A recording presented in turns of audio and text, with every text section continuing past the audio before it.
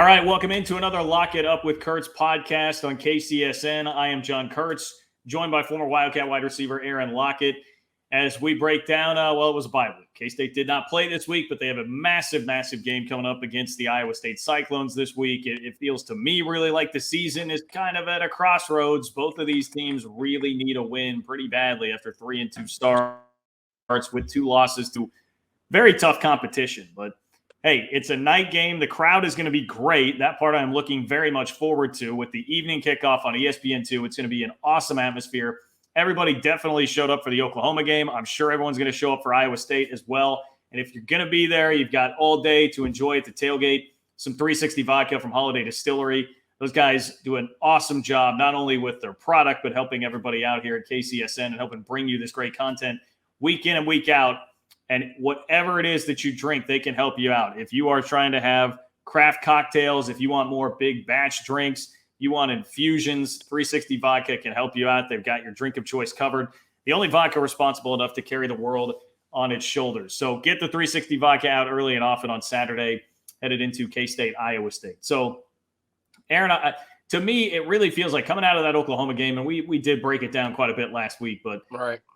Frustrating. There were certainly some points of optimism, particularly the offense with Skylar Thompson. But now we are sitting here. It's like you can look at it 2 ways. I feel like you can look at it and say, well, Skylar's back. The offense looked way better. He completed passes to 8 receivers.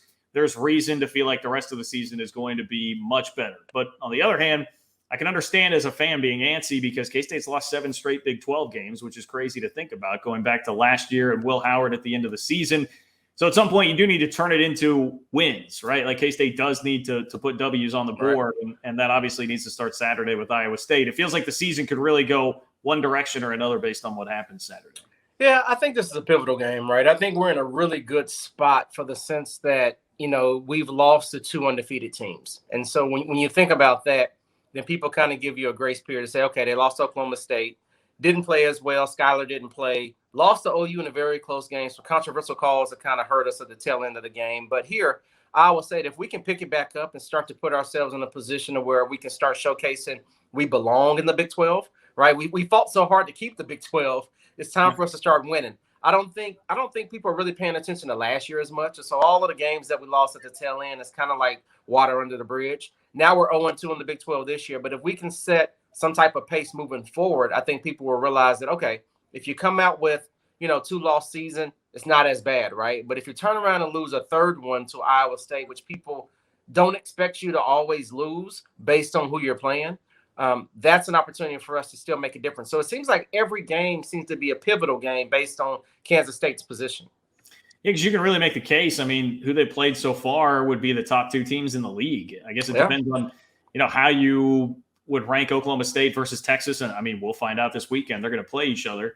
But especially, looking at what Oklahoma did to come back and beat Texas, they may have some new life now with Caleb Williams if he's going to be their starting quarterback moving forward.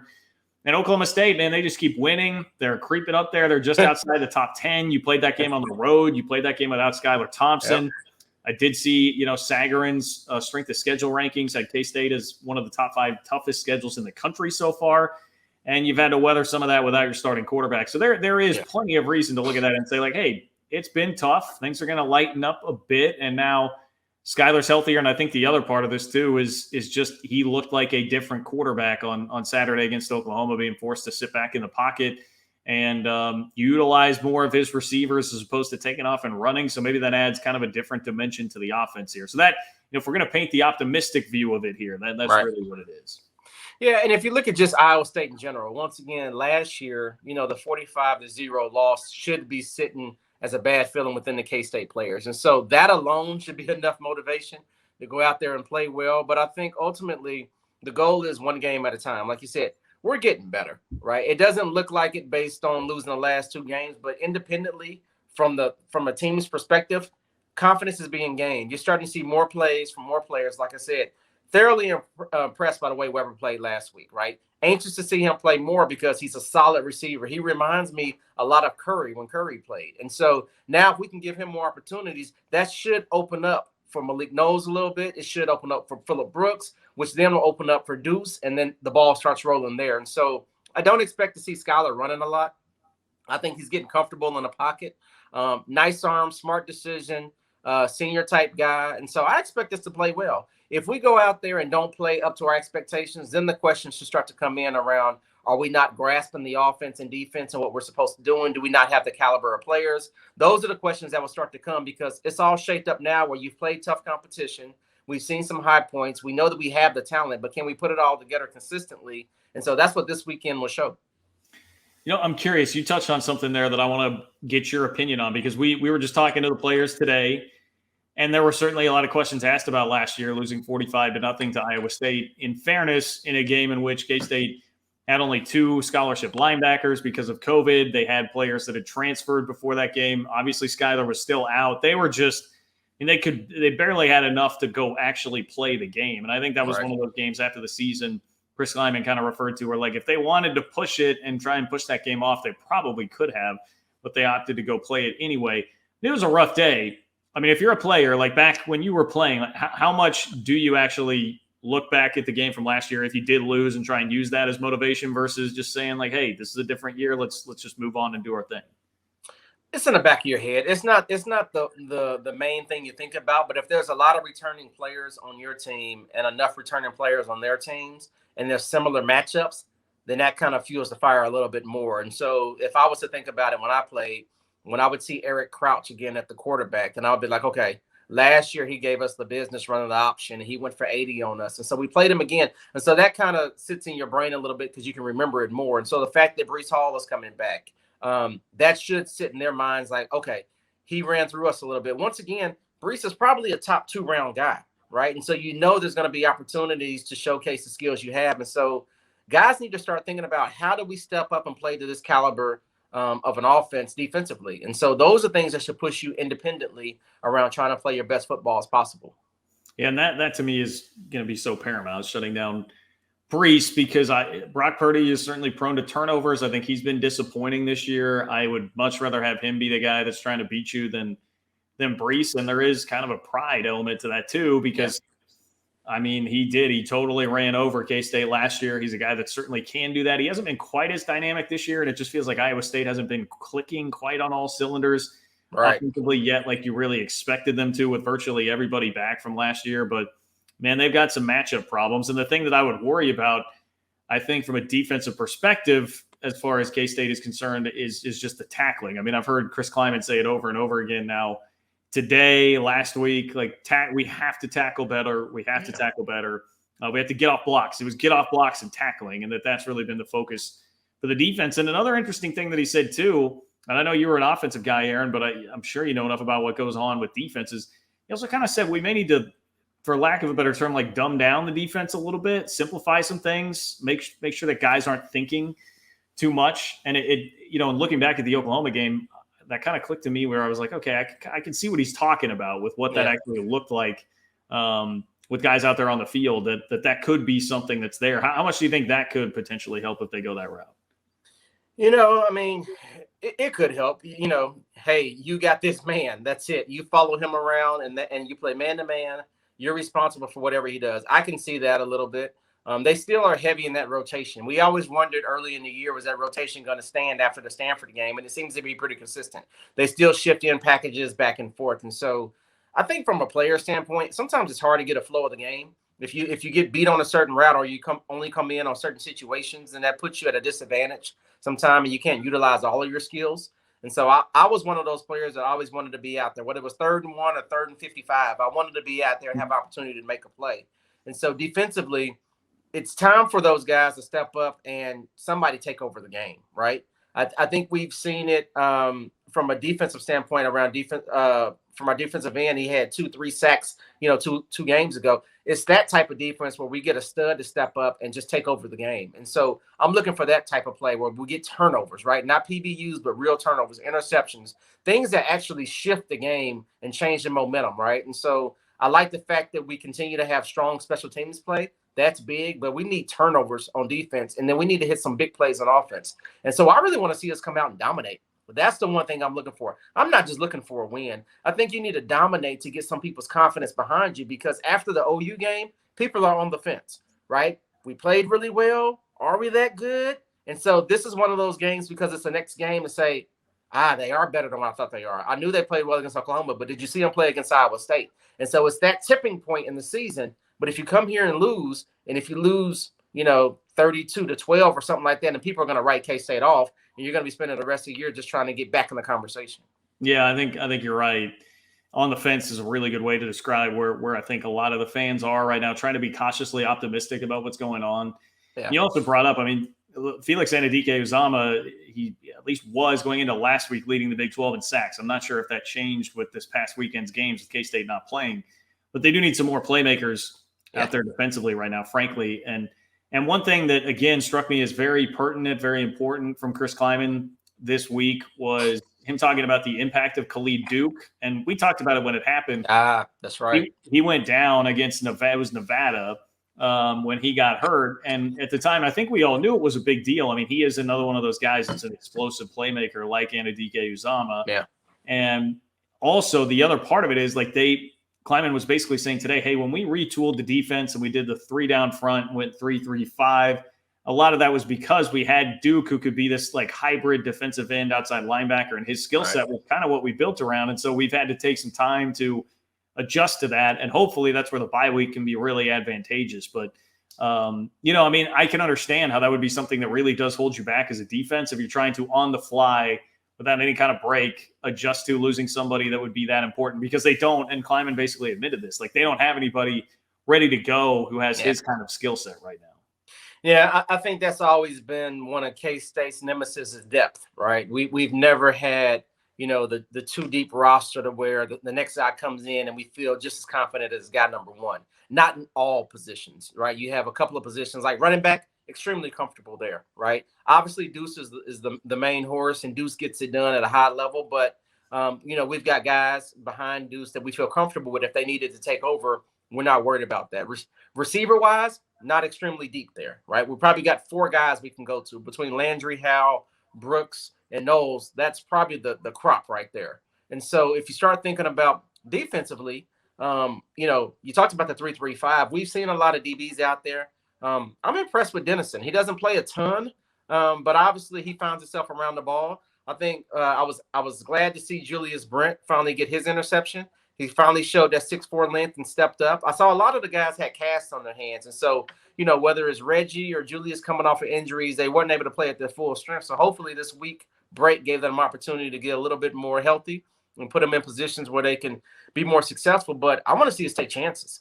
I want to get away from the conservative, just make the play 10 yards down the field. I want to see us dive for the ball, go for it, see if we can get that pick in interceptions, because ultimately I think we have the talent. Obviously, we have the coach, and Van Malone's ex-player. He's been there. He knows what to do. I just want to see it come all together. But when I talk about guys making, the play, to me, like I said, Knowles, the last 2 games, the kickoff return, those are big plays, game-changing plays, regardless of when it happens. Landry's OU game was game-changing plays every time that he caught the ball. And so I'm looking for that type of momentum from guys to step up. And if we can get that, I think we'll be not only be competitive, but really got a chance to come out with a big-time win.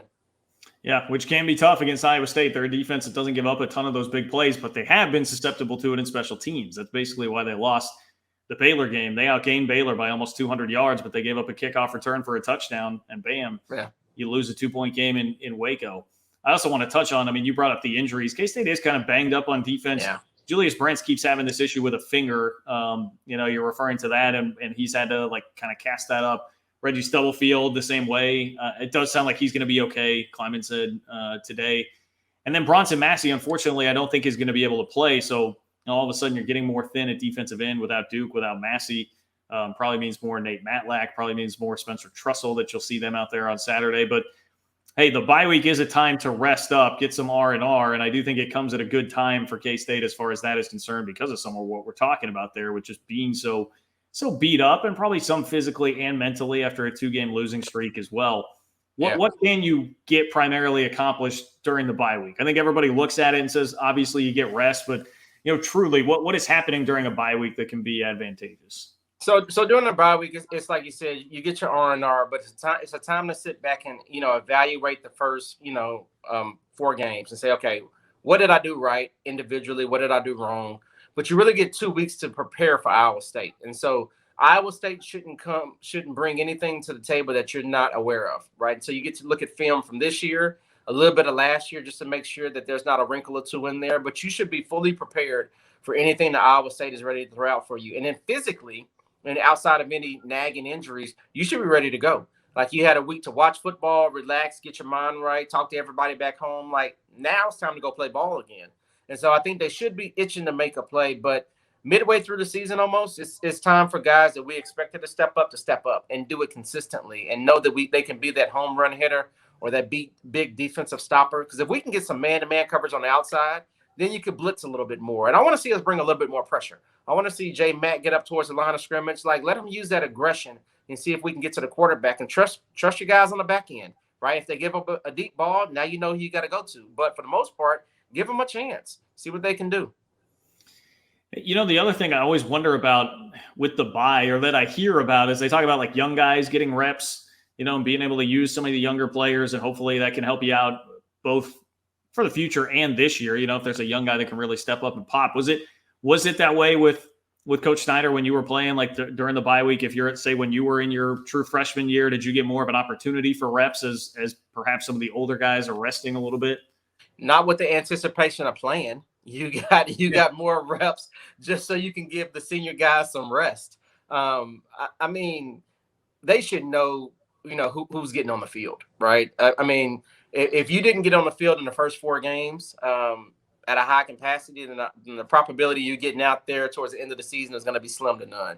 I think we've seen the crop of guys that we're going to have to believe in and trust. And so, yeah, you know, during a bye week, they throw a couple of wrinkles out there and let some of the younger guys get some exposure at practice. But unless somebody just steps up and make big plays consistently, tell you right now, I'm a fan of Garber. I just from seeing that one play, right? Just using the speed, the size, being able to track the ball, make a big play against a team like that. Give him another chance. See if he can go deep again. You've got to start using guys for what the talent they have and seeing if they can really live up to the moment. And you don't know it until you put them out there. Yeah, and generally, I mean, good things, you know, they've only really thrown the ball, I think, 3 times this year to Keenan Garber, but good things have happened. They've gotten a pass interference penalty way down the field. Yeah, I mean, like, he does have that speed to kind of take the top off the defense, so to speak, that they don't really have anywhere else. So I'm 100% for it. I think that was one of the really positive signs from the Oklahoma game, that we did finally see him get involved. Now, I know you brought up Skylar a little bit and running around, whether or not he should be doing that. Just to provide an update there, we spoke to him today, and he said that he was feeling better. I think he's still going to be wearing the brace probably for the rest of the year and have some element of like a nagging injury, but that it is getting better with rest, and he feels more confident running the football now. But my question is, do you want him doing that at all? I mean, it seemed like really the best version of Skylar throwing for over 300 yards against Oklahoma and having to sit back in the pocket. I mean, I kind of look at it right now and I'm like, I hope that was sort of a lesson to be like, hey, man, like this actually could be a better version of Skylar and save him, by the way, because that's the other thing. We know now just exactly how important he is to this offense. We've seen that well illustrated over the last 2 years. So, like, save some hits on your body. And if it's going to be the different, like if the decision is dump it down to Deuce or Skylar takes off and runs, I mean, no offense, Skylar's got great athleticism, but like, man, just let Deuce take the hit and let him get the opportunity there to go try and make somebody miss. From a player standpoint, like that's a mental hurdle he's going to have to overcome. And I'm not sure it's going to happen this year, just to be about as honest as I can be. I think he knows the importance he has to this team. He's taken enough hits. He's been injured enough. The last thing he wants to do is put himself in harm's way. And so I think his game is going to change. I think it has to change. I just don't think the confidence will be there to run consistently. And because of that, that's okay, because he has other elements of his game that he can utilize. And so, you know, for guys that are coming off injury, whether it's a concussion, everything, it's just like when you're in an accident in a car, right? The next time a car gets close to you, you're a little bit more hesitant. Yeah. You're a defensive driver, and so you're paying attention. And so just watching that OU game, and obviously that was his first game back, but you know, there was just hesitation there, and he made the right play by figuring out who was let out, was there a safety valve. And so I think that's the element of his game that he's going to continue to increase. I don't see him running a lot towards the tail end of the season. I just don't. And if he does, he's quick to get out of bounds or slide, right? I just don't see him taking those hits, and rightfully so. I think it's a smart move. Well, Iowa State being the opponent, maybe you do have to run a little bit, but I would hope that they can still throw the ball on Iowa State some. I think they do have a pretty salty defense this year. I don't think that's been a huge element of the problem. When Iowa State's had issues, it's been offensively. But, we talk about kind of tough to read like what K-State is right now. How much optimism should there be? I actually think Iowa State fits into the same sort of category because they're 3-2 and they had the sky high expectations this year. That's obviously a huge part of this. Is everybody thought they might be like fringe college football playoff good. Well, they lost 2 games, but the 2 losses have been to, Iowa, who's the number 2 team in the country right now. And then the other one is to Baylor, who's 5-1, and they lost by 2 on the road when they outgained them by almost 200 yards. So the losses are not as bad as it might look, just seeing them at 3-2. And so I kind of look at this game like I feel like both teams are in a similar spot where I don't, as badly as K-State feels like they need this, Iowa State is going to feel the same way. And I'm not sure exactly that I have a great grasp on what the Cyclones are right now. Yeah, what I can tell you about the Cyclones, you've got Brock Purdy, who's a veteran. Right now, obviously, he's prone to making mistakes, but if they can just turn around and hand the ball to Breece Hall and he can get yards, that's going to give them confidence. And so they're going to be methodical down the field. And so we have to be really attentive to the run game and make sure that we can stop the run game, which is going to be our biggest concern because, once again, he's a top-tier back, had a field day on us last year. And so we've got to make that our main point. And I want to see them start forcing guys to throw the ball over the top, right? Brock Purdy is not Spencer Rattler. He's not a guy that's going to scare you throwing the ball down the field with his arm, but he will make the right decision and he can run. And so those are just some of the things that we need to do to contain him. But for the most part, we've got to stop the run game because they'll extend drives, move the chains, time of possession, and then we'll find ourselves getting out of our comfort zone and having to throw the ball deep if we have to play the comeback game. I think it's interesting to take a look at the rivalry right now that's kind of developed between the two. You have 2 very similar schools in terms of just being like land grant agriculture schools, like similar cultures within the football program, especially now that Iowa State is actually winning some games, which wasn't happening for a while there. But I'd have to imagine that's weird for you because, back in the days when you were playing, you guys just crushed them. Like that was not an important game on the schedule at all. I would imagine you look at it now, man, what is it? Like Iowa State's a rival? Iowa State was a cupcake game. It was a 45-0 K-State to Iowa game. It was like, do we have to go to Ames? Like it's gonna be so cold and boring up there. It was a different type of mentality associated with that. But Baylor was the same way. Back then Texas Tech was a little bit more of a rivalry. But obviously the Oklahoma States and the OUs were always there. So it's interesting to see how 1 or 2 players can shift it. They have a really good coach at Iowa State. And so we've got to make sure, and how do you do this? I don't know, but don't get out coached, right? Yeah. And so you've got to make sure that we continue to be, I like us being aggressive, but, it's the difference between aggressive and like, oh, man, why did you do that? And so we've been pretty consistent with the way that we've played games. But I think that the confidence level rises with Skylar. Obviously in the OU game, we went for it a couple of times on 4th down. Great plays that we ran. Daniel Matabebe caught the one up the middle. We almost hit Weber on the deep end. Just those type of plays have put us in positions where guys understood, the play that needed to be made, and they made the play, and Skylar had the confidence to do it. And so I think with Skylar, he opens up the playbook. And so I'm excited to see him playing because the games that he's played, we have a different level of confidence. We've always been in the games. And so we've always said, like I said at the beginning of the year, Skylar is going to be the key to how much success we have as an organization and as a football team. And obviously that's held true. And so now that he's coming off a bye week and a little bit more injury-free, he's got some experience. He's coming off of, a game where he played extremely well. I'm anxious to see what this looks like again for Skylar. I think the good news on the coaching front would be in 2019, I think Chris Kleiman absolutely outcoached in a game that, vaulted K-State ahead of Iowa State in the Big 12 standings. They finished 8-4. Iowa State finished 7-5. A game in which K-State had a special team score, right? And that was a huge part of the game. They utilized freshman Jacardier Wright in that game. They had to dip pretty deep into the bag of tricks, I think, really to win that game against Iowa State. And last year, look, this is looking at it through purple glasses, but I think you can write it off somewhat to just like their personnel issues were so screwed up by that point in the season in 2020. And they were playing a team that was extremely confident in Iowa State. So let's just wipe the slate clean, right? Like 1-1, Matt Campbell versus Chris Kleiman. Kleiman got him once. Campbell probably got him last year. So I don't know that it's like this giant coaching mismatch. And I say that having a lot of respect for Matt Campbell too. Mm-hmm. I agree. Like I said, I know that Campbell gets a lot more notoriety than Kleiman, but Kleiman obviously has showed that he understands what it takes to win. He's won the big games over and over and over. And so extremely confident in that and happy that he's on our side. But you put Skylar and Kleiman together, I'll go up against anybody. I mean, that's just how I feel about Kansas State. And it's not so much being a homer. It's the fact that they're really talented when those two are together. And so if you look at the games, we've always been in it. We've always had big plays.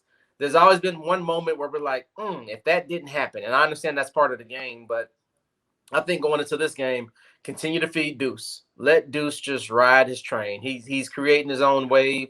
Special talent, right? I don't think he's compared to anybody. I think he's just one of his own. And he's getting better. Like he's durable. He's hitting the middle. He's catching on the outside. He's getting in the end zone. He's just that type of guy. And so until he shows that he can't handle it, ride him till he can't handle it anymore.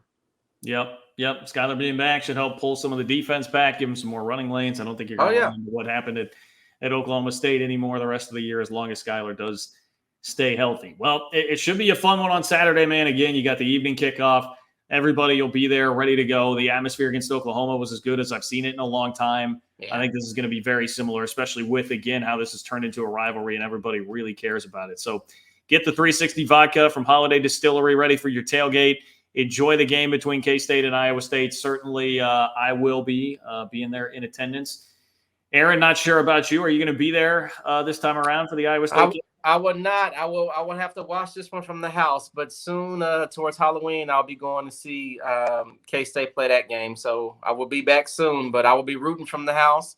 Obviously, watching it from the house, I get to see all of the plays. So I expect my analysis to be a little bit more in depth next week.